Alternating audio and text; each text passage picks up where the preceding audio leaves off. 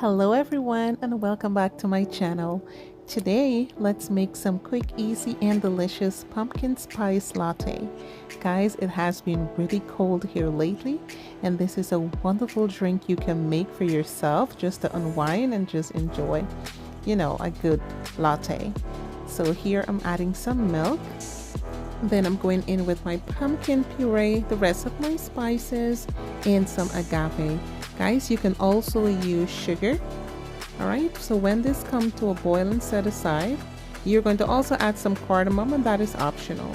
Alright, then to a glass or a cup, you're going to add some coffee. And then you're going to add the milk pumpkin mixture. And the list of the ingredients, guys, will be in the description box. And then you're going to add your whipped cream.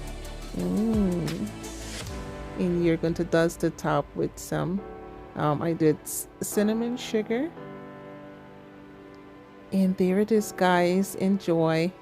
Please do not forget to subscribe. See y'all on the next video. Bye-bye.